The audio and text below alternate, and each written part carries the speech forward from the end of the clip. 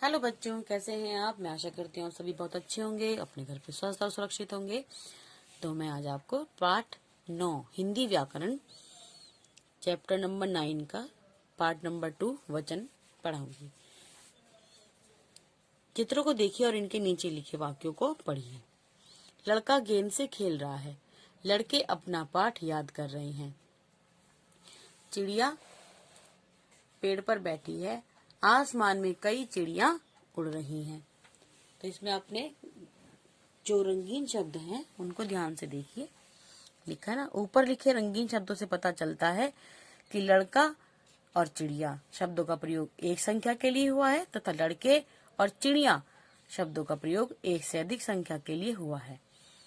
एक और एक से अधिक संख्याओं के लिए हम अलग अलग शब्दों का प्रयोग करते हैं। ठीक है।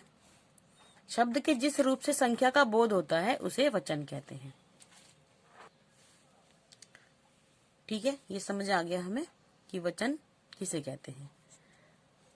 वचन के दो भेद होते हैं, एक वचन और बहुवचन। एक वचन शब्द के जिस रूप से एक व्यक्ति या वस्तु का बोध होता है उसे एक वचन कहते हैं।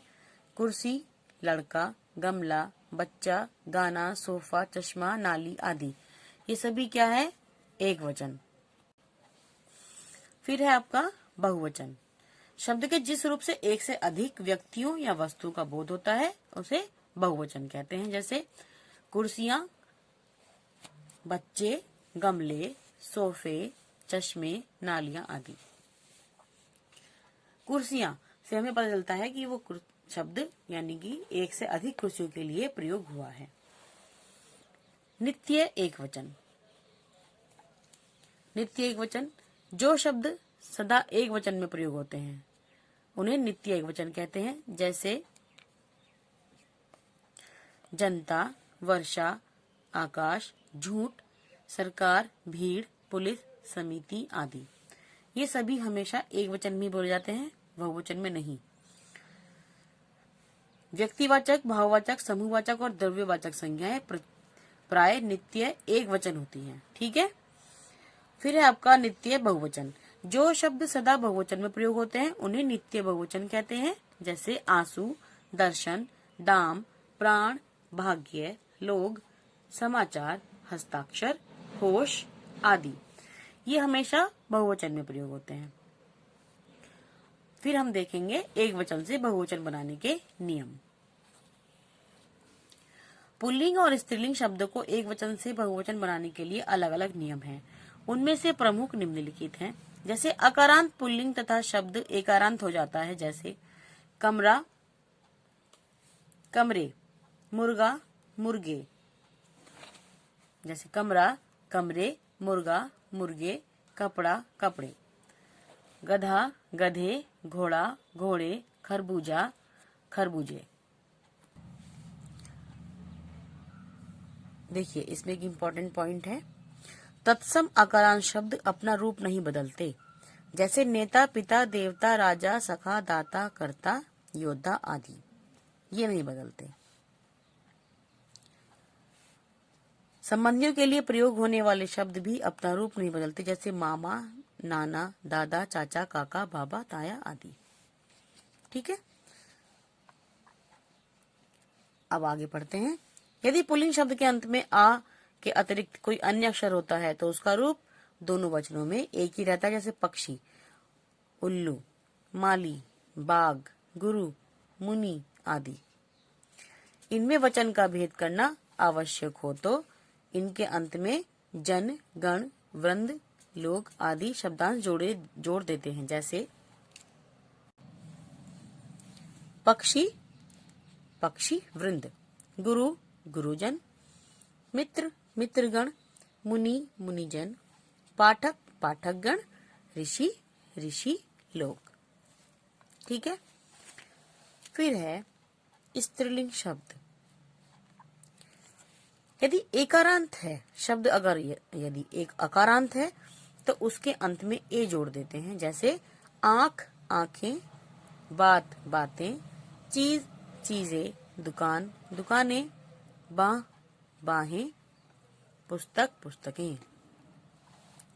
यदि शब्द आकारांत है तो उसके अंत में ए जोड़ देते हैं, जैसे माता माताएं, लता लताएं, माला मालाएं, छात्रा छात्राएं, विशेषता विशेषताएं, शाखा शाखाएं।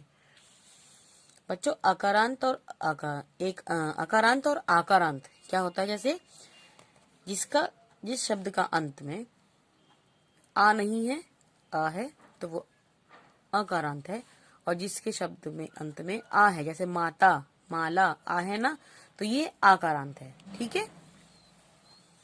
यदि शब्द इकारांत है, ई छोटी, तो उसके अंत में या जोड़ देते हैं, जैसे तिथि तिथियां, पंक्ति पंक्तियां, निधि निधियां, विधि विधियां, जाति जातियां, शक्ति शक्तियां। ठीक है।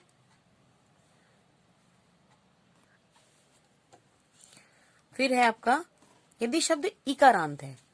अब देखो वहां छोटी ई का था, यहाँ पे बड़ी ई है, तो अंतिम में ई के स्थान पर इया जोड़ देते हैं। वहां सिर्फ या जोड़ा था, यहाँ पे इया जोड़ेंगे, जैसे रानिया रानी रानिया।